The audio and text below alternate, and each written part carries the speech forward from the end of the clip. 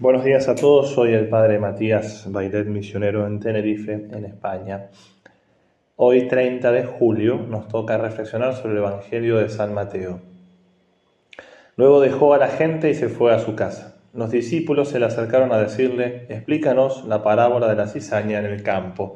Él les contestó: «El que siembra la buena semilla es el Hijo del Hombre. El campo es el mundo. La buena semilla son los ciudadanos del reino. La cizaña son los partidarios del maligno. El enemigo que la siembra es el diablo. La cosecha es el final de los tiempos y los segadores los ángeles.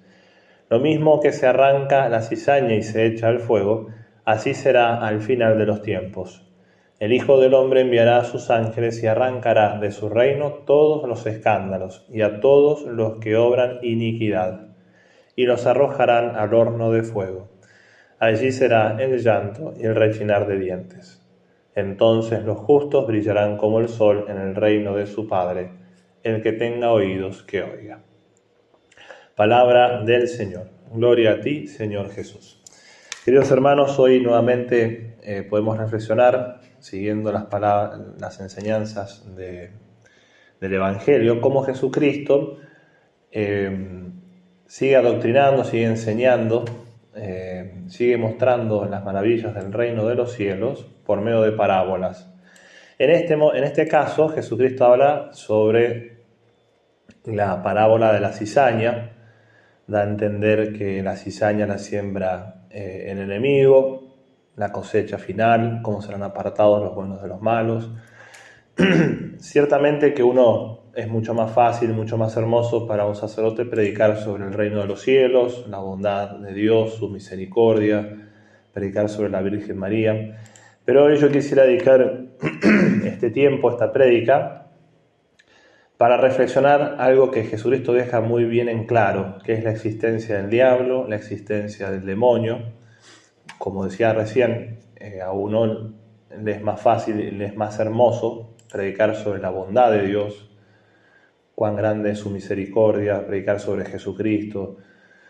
Pero bueno, también es una enseñanza que estuvo en nuestro Señor. La existencia del infierno es una realidad eterna, es una realidad que Jesucristo nos reveló.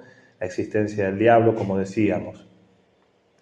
Para ello voy a seguir libremente una catequesis de Juan Pablo II que él dio en el año 1999. El Santo Padre San Juan Pablo II en su momento decía: «Dios es Padre infinitamente bueno y misericordioso, pero por desgracia el hombre, llamado a responderle en la libertad, puede elegir rechazar definitivamente su amor y su perdón, renunciando así para siempre a la comunicación gozosa con Él, a la comunión gozosa con Él, perdón».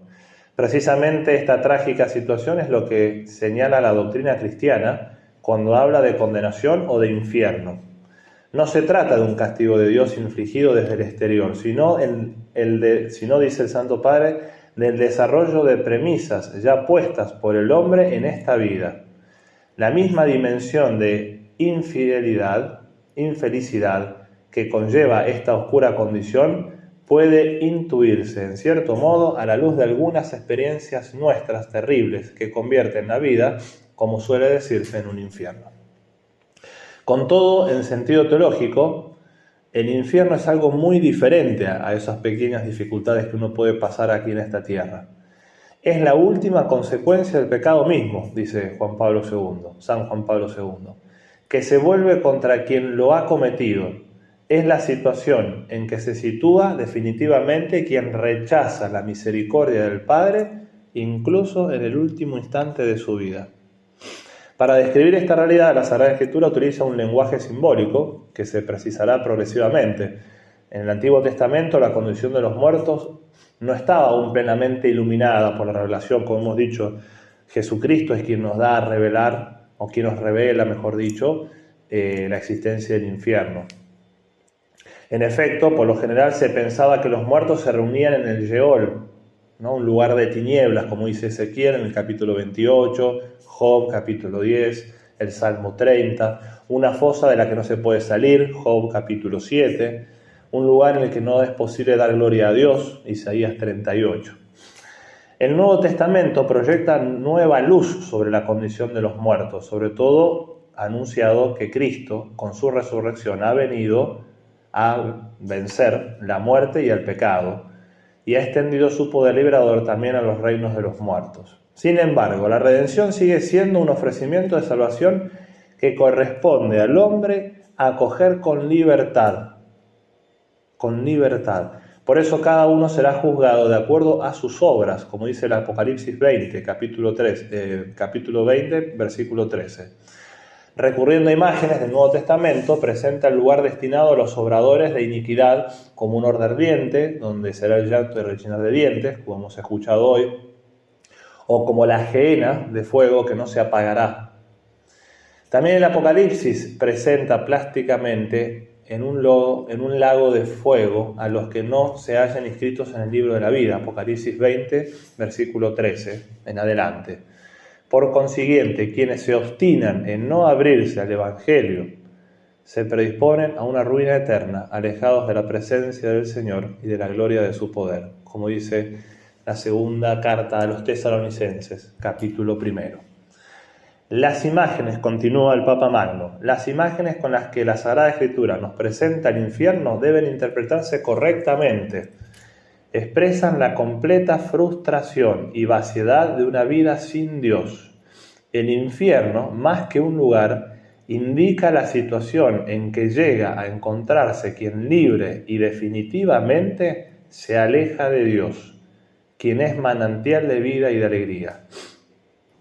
Así resume los datos de la fe sobre este tema, por ejemplo, el Catecismo de la Iglesia Católica, en su número 1033. El Catecismo dice lo siguiente: morir en pecado mortal sin estar arrepentidos ni acoger el amor misericordioso de Dios significa permanecer separados de Él para siempre por nuestra propia y libre elección. Fíjense las palabras del Catecismo. Este estado de autoexclusión definitiva de la comunión con Dios y de los bienaventurados es lo que se designa con la palabra infierno.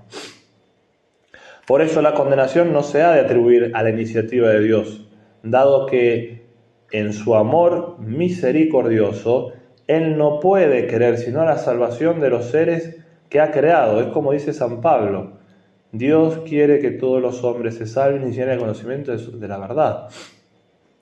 En realidad es la criatura la que se cierra a su amor. La condenación consiste precisamente en que el hombre se aleja definitivamente de Dios por elección libre y confirmada con la muerte, que sella para siempre esta opción. El hombre que vivió toda su vida alejado de Dios y no quiere vivir con Él, ni está arrepentido de sus pecados, no queda otra opción, es él mismo que se autoexcluye del amor de Dios. Por eso, dice el Papa, la sentencia de Dios ratifica ese estado. La fe cristiana enseña que en el riesgo del sí y del no, que caracteriza la libertad de las criaturas, alguien ha dicho ya no. Se trata de las criaturas espirituales que se rebelaron contra el amor de Dios y a las que se llaman demonios, como enseña el Cuarto Concilio de Letrán. Para nosotros, los seres humanos, esa historia resuena como una advertencia. Nos exhorta continuamente a evitar la tragedia en la que se desemboca el pecado y a vivir nuestra vida según el modelo de Jesús, que siempre dijo sí a Dios. Y ya voy terminando con las enseñanzas del Papa. Dice: la condenación sigue siendo una posibilidad real, pero no nos es dado conocer sin especial revelación divina cuáles seres humanos han quedado implicados efectivamente en ella. El pensamiento del infierno, y mucho menos la utilización propia de las imágenes bíblicas, no debe crear psicosis o angustia en nosotros, pero representa una exhortación necesaria y saludable a la libertad. Fíjense lo que dice el Papa: no nos tenemos que volver locos o caer en una psicosis o en una angustia, una desesperación al considerar esta realidad eterna, pero sí nos debe llamar a la atención a hacer un uso responsable de nuestra libertad, responsable y saludable, dice el Papa, dentro del anuncio de que Jesús resucitado ha vencido a Satanás, dándonos el Espíritu de Dios que nos hace invocar Abba, Padre. Por eso, queridos hermanos, en este día en que nosotros tenemos la posibilidad de reflexionar sobre esta parábola en la cual Jesucristo enseña realidades eternas, que nosotros, nuestro seguimiento a Jesucristo no sea tanto por el castigo que podamos llegar a recibir por nuestras faltas, sino que nuestro seguimiento de Jesucristo esté fundado en el amor a Dios, en su amor, en todo lo que Él ha hecho por nosotros. Y esto a nosotros nos ayuda a reflexionar sobre la maldad, la malicia, la gravedad del pecado. Por eso en este día, queridos hermanos, pidámosle la gracia a la Santísima Virgen María de crecer en el amor a Dios y también así poder rechazar todas aquellas cosas que nos llevan a alejarnos de Él. Que la Virgen nos bendiga.